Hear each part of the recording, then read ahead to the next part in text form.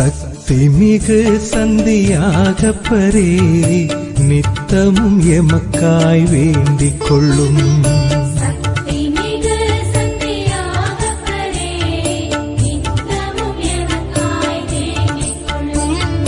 சக்தி மிகு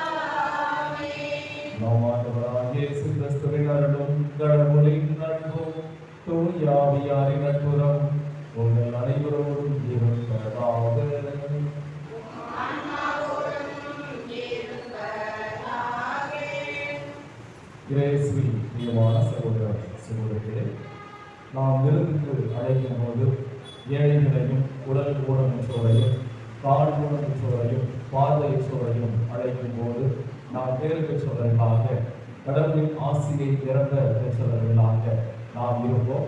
கடவுளிடமிருந்து நமக்கு கைமாறு கிடைக்கிறது என்பதை இன்றைய வாசகம் நமக்கு எடுத்துரைக்கின்றது. எனவே நம்முடைய வாழ்வில் பிறருக்கு நாம் உதவும் போது குறிப்பாக நம்முடைய விருந்துகளிலே நம்முடைய நிகழ்வுகளிலே ஏழை எளிய மக்களை அன்போடு அழைத்து அவர்களுக்கு உதவி செய்து ஆண்டவருடைய அருளை பெற்றுக் கொள்வதற்கான ஆசையை இந்த பணியை நாம் கேட்போம்.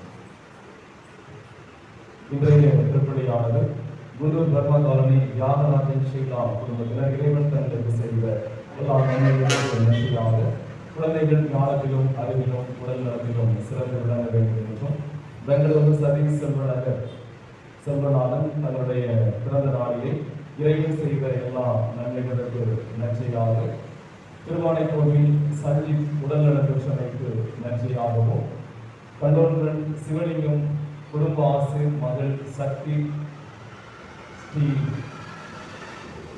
செமஸ்டர் தேர்வில் வெற்றி பெற வேண்டும் என்றும்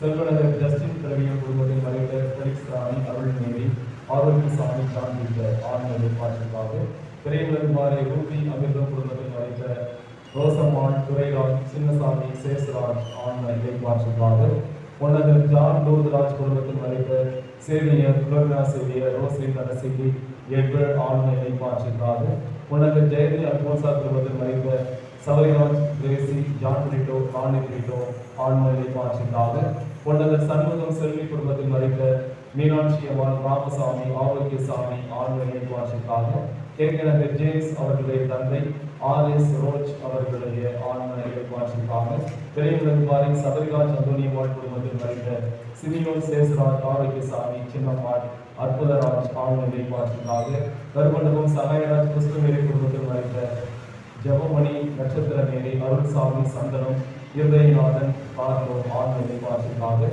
ராஜா காலனி யூரி சுரேஷ் குடும்பத்தில் மறைந்த அந்தோனியம்மா ஜோதிசாமி ரொசாரியோ ஆர்கே ராஜ் ஆன்மீக பாட்டுக்காக பெரியவளகுமாரி லில்லி பிலிக்ஸ் குடும்பத்தில் மறைந்த லூசி கரசார் மணி என்ற மரியா மரியம்மாள் இவர்களுடைய ஆன்மீக பாட்டுக்காகவும் இப்படியே நாம் கொடுத்து ஜெயிப்போம். பலியின் தூய முறை நிகழ்வுகளை கொண்டாட நாம் தகுதிகளுக்கு நம் பாவங்களை ஏற்றுக்கொள்வோம். எல்லாம் வல்ல இறைவனிடமும்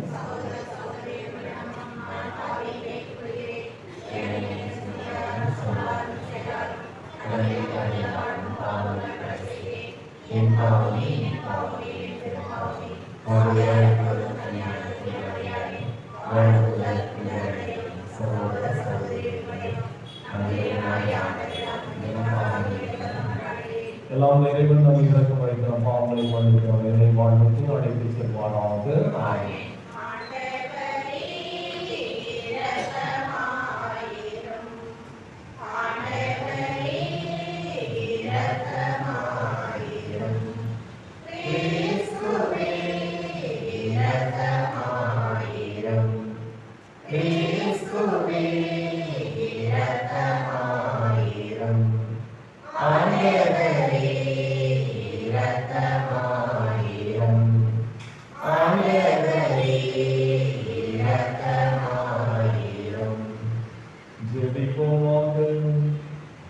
எல்லாம் வல்லவர் இரக்கம் உள்ளவருமான இறைவா, உமது செயலால் நான் நம்பிக்கையால் உமக்கு ஏற்ற வகையில் சிறப்பான ஊழியம் புரிகின்றன. இவ்வாறு நீர் வாக்களித்தவற்றை பெற்றுக்கொள்ள தடையின்றி விரைந்து செல்ல எங்களுக்கு அருள்வீராக. உம்மோடு தூய ஆவியாரின் ஒன்றில் இறைவனாய் என்று வாழ்ந்து ஆட்சி செய்கின்ற அவர் வழியாக உம்மை மன்றாடுகிறோம்.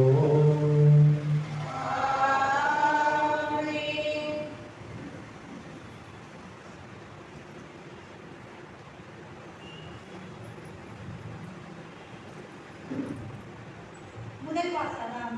இரக்கம் காட்டுவதற்காகவே கடவுள் அனைவரையும் கீழ்ப்படியாமைக்கு உட்படுத்தினார். திருத்துதர் பவுல் ரோமேயருக்கு எழுதிய திருமுறை வாசகம். அதிகாரம் 11 29 36 முடிய. சகோதர சகோதரிகளே, கடவுள் தாம் விதித்த அழைப்பையும் கொடுத்த அருள் கொடைகளையும் திரும்ப பெற்றுக் கொள்வதில்லை. ஒரு காலத்தில் நீங்கள் கடவுளுக்கு கீழ்ப்படியாமல் இருந்தீர்கள். இப்போது அவர் கீழ்ப்படியாமல் இருப்பதால் நீங்கள் கடவுளின் இரக்கத்தை பெற்றுக் கொண்டீர்கள். அதுபோல இக்காலத்தில் நீங்கள் இரக்கத்துக்குரியவர்களாக இருந்தீர்கள். அவர்கள் கீழ்ப்படியாமல் இருக்கிறார்கள். ஆனால் அவர்களும் விரைவில் இரக்கம் பெற்றுக் கொள்வார்கள். அதன் பொருட்டே இவ்வாறு நடந்திருக்கிறது. ஏனெனில் அனைவருக்கும் இரக்கம் காட்டுவதற்காகவே கடவுள் அனைவரையும் கீழ்ப்படியாமைக்கு உட்படுத்தினார். கடவுளின் அருள் செல்வம் எத்துணை மிகுதியானது! அவருடைய ஞானமும் அறிவும் எத்துணை ஆழமானவை! அவருடைய தீர்ப்புகள் அறிவுக்கு எட்டாதவை! அவருடைய செயல்முறைகள் ஆராய்ச்சிக்கு அப்பாற்பட்டவை! ஏனெனில் ஆண்டவரின் மனதை அறிபவர் யார்? அவருக்கு அறிவுரையாய் இருப்பவர் யார்? தமக்கு கைமாறாக ஏதாவது கிடைக்கும் என முன்னதாகவே அவரிடம் கொடுத்து வைத்தவர் யார்? அனைத்தும் அவரிடமிருந்தே வந்தன, அவராலே உண்டாயின, அவருக்காகவே இருக்கின்றன. அவருக்கே என்றென்றும் மாற்றி உரித்தாக. ஆமென். இது ஆண்டவர் வழங்கும் அருள்வாக்கு. பதிலுரை பாடல் பல்லவி. உமது பேரன்பின் பெருக்கினால் கடவுளே எனக்கு பதில் தாரும். எளியோர் தீமைப்பட்டவன், காயமுற்றவன், கடவுளே நீர் அருளும் மீட்பு எனக்கு பாதுகாப்பாய் இருப்பதாக. கடவுளின் பெயரை நான் பாடி புகழ்வேன், அவருக்கு நன்றி செலுத்தி அவரை மாற்றிப்படுத்துவேன். பல்லவி. எளியோர் இதை கண்டு மகிழ்ச்சி அடைவார்கள். கடவுளை நாடி தேடுகிறவர்களே, உங்கள் உள்ளம் ஊக்கமடைவதாக. ஆண்டவர் ஏழைகளின் விண்ணப்பத்திற்கு செவி சாய்க்கின்றார். சிறைப்பட்ட தம் மக்களை அவர் குறைப்பதில்லை. பல்லவி. கடவுள் சீயோனுக்கு மீட்பளிப்பார், யூதாவின் நகரங்களை கட்டி எழுப்புவார். அப்போது அவருடைய மக்கள் அங்கே குடியிருப்பார்கள், நாட்டை தங்களுக்கு சொந்தமாக்கிக் கொள்வார்கள். ஆண்டவருடைய அடியாரின் மரபினர் அதை தம் உரிமை சொத்தாக்கிக் கொள்வர். அவரது பெயர் மீது அன்பு கொண்டோர் அதை குடியிருப்பர். பல்லவி. அல்லேலூயா, அல்லேலூயா, அல்லேலூயா, அல்லேலூயா, அல்லேலூயா, அல்லேலூயா, அல்லேலூயா, அல்லேலூயா. என் வார்த்தைகளை நீங்கள் தொடர்ந்து கடைபிடித்து வருங்கள். உண்மை எச்சரிக்கையாய் இருப்பீர்கள், உண்மை அறிந்தவர்களாயும் இருப்பீர்கள். அல்லேலூயா, அல்லேலூயா, அல்லேலூயா, அல்லேலூயா. ஆண்டவர் உங்களோடு இருப்பாராக.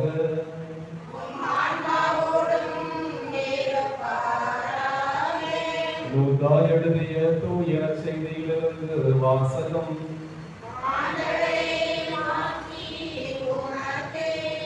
லூக்கா செய்தி அதிகாரம் 14 இறைவார்த்தைகள் 12 முதல் 14 வரை.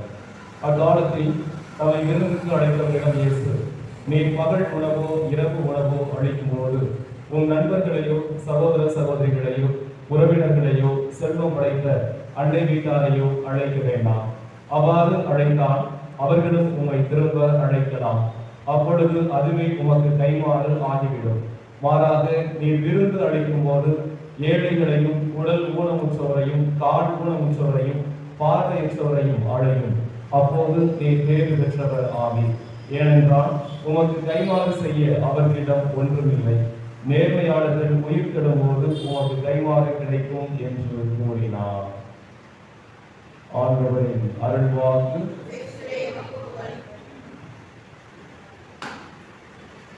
இயேசுவின் பிரியமான சகோதரர்களே, சகோதரிகளே, நம்முடைய வாழ்வில் முக்கியமான ஒன்றாக இருப்பது உணவாகும். அதை நாம் விருந்து கொடுப்பதன் வழியாக, மற்றவர்களுக்கு விருந்தோம்பல் செய்வதன் வழியாக அந்த முக்கியத்துவத்தை நாம் பேணுகின்றோம். ஏனெனில் உணவு என்பது நம் உடலுக்கு ஆற்றலையும் நம் உள்ளத்துக்கு மகிழ்ச்சியையும் தருகிறது. எனவே அந்த உணவை நாம் நடத்துகின்ற முக்கியமான நம்முடைய வீட்டு விசேஷங்களில் நிகழ்வுகளிலே அதை நாம் ஒரு விருந்தாக படைக்கின்றோம். அது நாம் வைக்கின்ற நிகழ்வாக இருந்தாலும் சரி, அல்லது நம்முடைய இல்லங்களிலே நாம் பிறரை அழைத்து கொடுக்கின்ற விருந்தாக இருந்தாலும் சரி, அதை நாம் மற்றவர்களுக்கு கொடுக்கும்போது நாம் எப்படி அதை செய்ய வேண்டும் என்பதை ஆண்டவர் இயேசு இன்றைய நற்செய்தியில் சொல்வதை நாம் பார்க்கின்றோம். எனவே இப்படி நாம் விருந்து என்ற இன்றைய ஒரு சமூக நிலையில் நாம் எடுத்து பார்க்கின்ற பொழுது அது தன்னுடைய உண்மையான அர்த்தத்தை இழந்து வருகிறது என்பதையும் நாம் புரிந்து கொள்ள முடியும். ஏனெனில் இன்று விருந்து கொடுப்பவர்கள் தங்களால் எவ்வளவு முடியும் என்ற ரீதியில் அந்த விருந்தை படைக்கின்றார்கள். விருந்துக்கு வருபவர்களும் தாங்கள் எவ்வளவு வசதி படைத்தவர்கள் என்ற அந்த ஒரு ரீதியிலே அவர்களும் அந்த விருந்தில் வந்து பங்கெடுக்கின்றார்கள். சில நேரங்களில் இப்போது இருக்கின்ற ஒரு புதிய ஒரு பழக்கத்தின்படி அவர்கள் நமக்கு கொடுக்கின்ற ஒரு அன்பளிப்போ பரிசோ அதை நாம் பிறருக்கு கொடுப்பதன் வழியாக ரிட்டர்ன் கிஃப்ட் என்று அதையும் உடனே நாம் அவர்களுக்கு கொடுத்து விடுகின்றோம். எனவே இப்படியாக நீ எனக்கு தருகிறாய், நான் உனக்கு தருகிறேன் என்ற அந்த ஒரு நிலையிலே நாம் விருந்து கொடுக்கின்றோம். ஆனால் ஆண்டவர் இயேசு நம்மிடம் எதிர்பார்ப்பது இப்படியாக கைமாறும் ஒன்று திரும்ப வருகின்ற வகையில் நீங்கள் கொடுக்க வேண்டாம். மாறாக ஏழைகளையும் உடல் ஊனமுற்றவரையும் கால் ஊனமுற்றவரையும் பார்வையற்றவரையும் நீங்கள் அழைத்து அவர்களுக்கு நீங்கள் விருந்து கொடுக்கும் போது கைமாறு விண்ணகத்திலிருந்து கடவுளிடமிருந்து உங்களுக்கு வரும். அப்போது நீங்கள் பேறு பெற்றவர்கள் ஆவீர்கள் என்று சொல்வதிலிருந்து நாம் கடவுளிடமிருந்து அந்த ஆசையை பெற்றுக் கொள்கின்றோம். எனவே இப்படியாக திரும்ப நமக்கு தர முடியாத அத்தகைய அந்த எளிய மக்களுக்கு நாம் கொடுக்கின்ற பொழுது அது நமக்கு மிகப்பெரிய ஒரு ஆசீர்வாதமாக இருக்கும் என்பதை ஆண்டவர் இயேசு இன்று நமக்கு குறிப்பிடுகின்றார். இன்றைய முதல் வாசகத்தில் நாம் பார்க்கின்றோம், கடவுள் கொடுத்த அழைப்பையும் நாம் விடுத்த அருட்கொடைகளையும் திரும்ப பெற்றுக் கொள்வதில்லை. எனவே நமக்கு கடவுள் நிறைவாக தருகிறார் என்றால் சில நேரங்களில் அதை நாம் மற்றவர்களுக்கு கொடுக்க வேண்டும் என்பது கடவுளுடைய விருப்பமாக இருக்கிறது. அதையே இன்றைய முதல் வாசகத்திலும் நாம் பார்க்கின்றோம். கடவுளுக்கு என்று எந்த கைமாறும் நாம் செய்துவிட முடியாது. ஏனெனில் எல்லாமே நாம் கடவுளிடமிருந்து பெற்றுக் கொள்கின்றோம். கடவுளிடமிருந்து தான் எல்லாமே வருகின்றன. எனவே அந்த கடவுளுக்கு நாம் கொடுக்கும் கைமாறாக அவர் சொல்லின்படி நடந்ததுதான். அதை தான் இன்றைய நற்செய்தியில் ஆண்டவர் இயேசு ஏழை எளிய மக்களுக்கு, உடல் ஊனமுற்றவருக்கு, உடல்நிலை சரியில்லாதவர்களுக்கு, இப்படிப்பட்டவர்களுக்கு நீங்கள் உணவு கொடுங்கள் என்பதுதான். எனவே வாழ்ந்தவர்களே, நம்முடைய வாழ்வில் இதை செய்ய நாம் முயற்சிக்கின்றோம். அல்லது சராசரி மனிதர்களாக எப்படி இந்த சமூகத்தில் ஒரு குறிப்பிட்ட அளவில் பழகி அவர்களோடு மட்டுமே நட்பாக இருந்து அவர்களோடு மட்டுமே பேசி பழகி வருகின்ற நாட்களிலே அப்படி இல்லாமல் மாறாக ஆண்டவர் இயேசு எப்படி ஏழை எளிய மக்களை தேடி சென்று அவர்களுக்கு உதவி செய்தாரோ அதுபோல நாமும் எளிய மக்களை தேடி சென்று அவர்களுக்கு உதவி செய்யக்கூடிய அந்த ஒரு நல்ல மனதை பெற்றுக்கொள்ள அதற்கான அருளை இந்த வழியில் நாம் தொடர்ந்து கேட்போம்.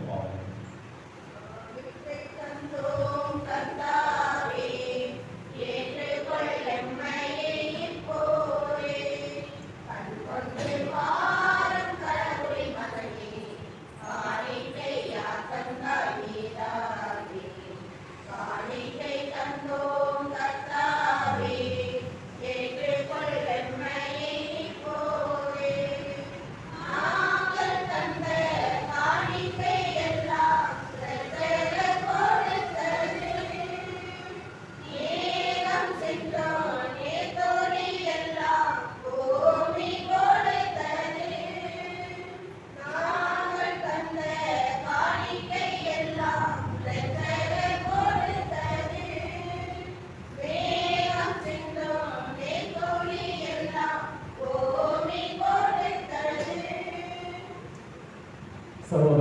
சகோதரிகளே, என்னுடைய உங்களுடைய வாழை இவ்வழியில் அவளை தந்தை யாத்திரைகளுக்கு ஏற்றதாகும்படி மன்றாடுங்கள்.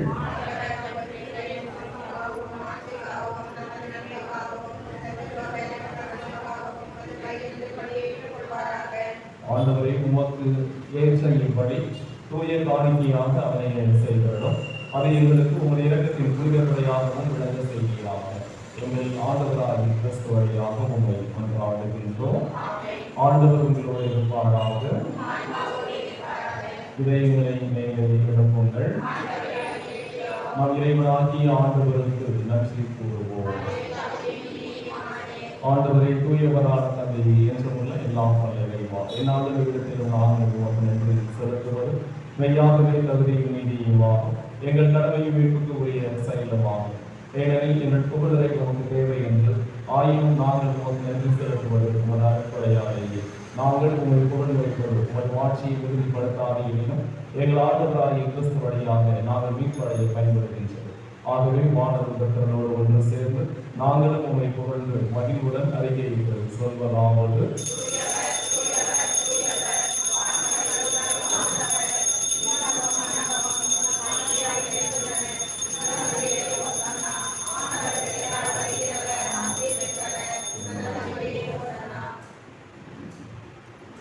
ஆண்டவரே மெய்யாகவே தூயவர், தூய்மை அனைத்திற்கும் ஊற்று.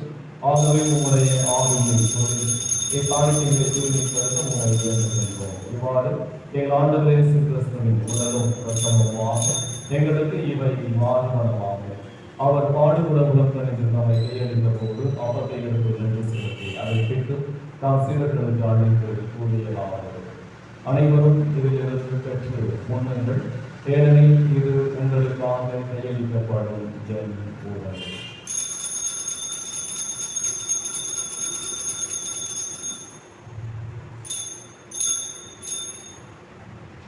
அவனுமே இரவு விருந்தை அறிவியவே கிணத்தையும் எடுத்து மீண்டும் நன்றி கூறி தாம் சீடர்களுக்கு அழைத்தாக கூறியலாவது: அனைவரும் இதில் இருந்து பெற்று மடங்குங்கள், ஏனெனில் இது புதிய நிலையான உடன்படிக்கைக்கு உரிய என் சட்டத்தின் நீக்கம். இது பாவ மன்னிப்புக்கென்று உங்களுக்காகவும் பலருக்காகவும் சிந்தப்படும். இதை என் நினைவாக செய்யுங்கள்.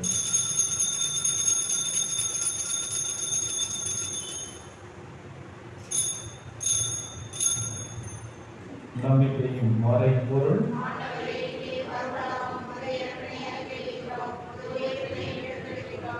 ஆகவே ஆண்டவரை நாங்கள் கிறிஸ்துவின் இலக்கணை வைத்து நினைவு வாழ்த்தரும் அப்பத்தையும் மேம்படுத்தும் திட்டத்தையும் ஒப்புக் கொடுக்கின்றோம். முந்திரமன் என்று மக்களுடைய உடைய தகுந்தவர்கள் என எங்களை ஏற்றுக்கொண்டு எனவே உமக்கு நன்றி செலுத்துகின்றோம். மேலும் கிறிஸ்துவின் உடலிலும் ரத்தத்திலும் பங்கு கொள்ளும் எங்களை தூய ஆவியாளர் செலுத்த வேண்டும் என உமை தாழ்வுடன் கொண்டாடுகின்றோம். ஆண்டவரை உலகெங்கும் பரவி இருக்கும் உமது திரு அவை நினைவு கூறுகிறோம். எங்கள் திருத்தந்தையோ எங்கள் ஆரோக்கியவான எல்லா திருநிலையினர் ஆகிய அனைவரும் உமது திரு அவை அன்பில் நிறைவு பெற செய்கிறோம். உயிர்த்திலும் எதிர்நோக்குடன் தெரிவிக்கொள்வோம். எங்கள் சகோதர சகோதரிகளையும் இறந்தோர் அனைவரையும் இரக்கத்துடன் நினைவு கூறுவோம். உமது திருமுகத்தையும் ஏற்றணும். எங்கள் அனைவர் மீதும் இரக்கமாகி கடவுளின் கன்னித்தாயான புனித மரியா, அவருடைய கணவரான புனித யோசேப்பு, புனித திருத்தூதர்கள் இவ்வுலகில் மோக்க கொண்டவராகின்றோம். எங்கள் பாதுகாவலர் சதியாக ஆகிய புனித அனைவருடனும் நாங்கள் நிலை வாழ்வில் பங்கு கொள்ளும் தகுதி பெற்று உன் திருமகன் இயேசு கிறிஸ்து வழியாக உம்மை புகழ்வேற்க மரமல்ல உம்மை கொன்றாடுகின்றோம். இவர் வழியாக இவரோடு இவரை எல்லாம் இறைவனாகிய தந்தை தூய ஆவியாரின் ஒன்றிப்பில் எல்லா புகழும் மாற்றியும் என்றென்றும் உரியதே.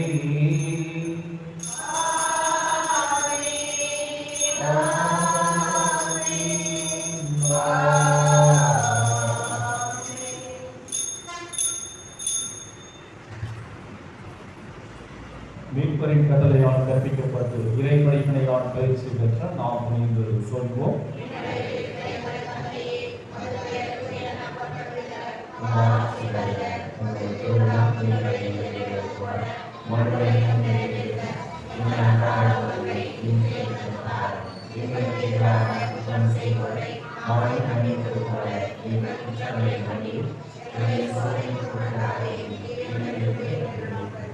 ஆண்டவரை தீமை அனைத்திலிருந்தும் எங்களை விடுவித்து எங்கள் வாழ்நாளில் அமைதியை கனிவுடன் அருளும் உம்மை மன்றாடுகின்றோம். உமது இரக்கத்தின் உதவியால் நாங்கள் பாவத்திலிருந்து எப்போதும் விடுதலை பெற்று யாதொரு கலக்கமும் என்று நலவாயிருப்போமாக.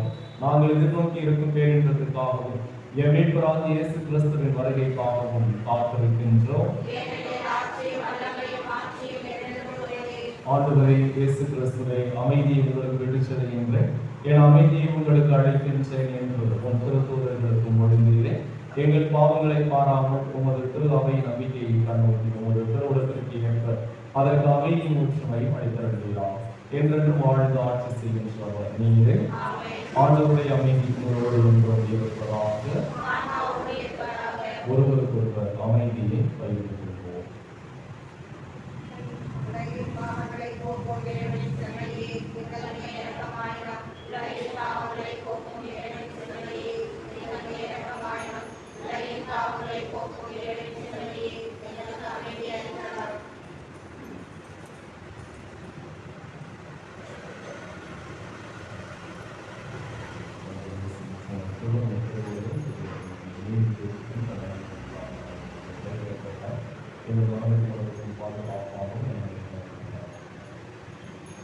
இதோ இறைவனின் செம்மறி உலகின் பாவங்களை போக்குகின்றவர். இந்த செம்மறியின் திருவிருந்தில் பங்கு கொள்ள அழைக்க பெற்ற நாம் அனைவரும் பேரும் பெற்றோம்.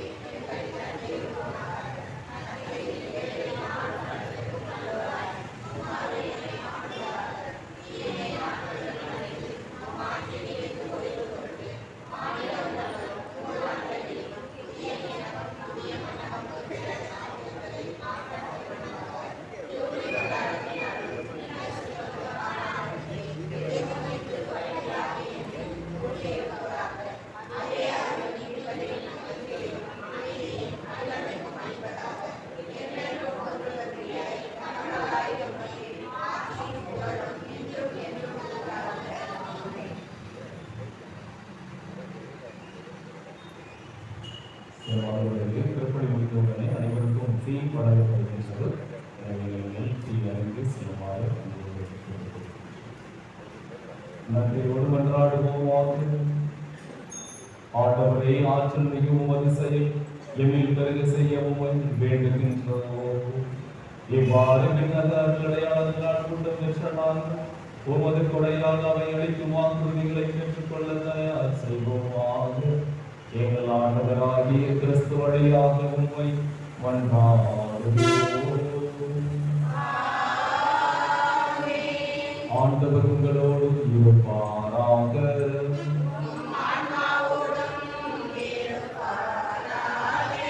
எல்லாம் வல்ல இறைவன் தந்தை மகன் தூய ஆவியார் நம் அனைவருக்கும் ஆசி அளிப்பாராக. சென்று வாருங்கள், திருப்பலி நிறைவேறும்.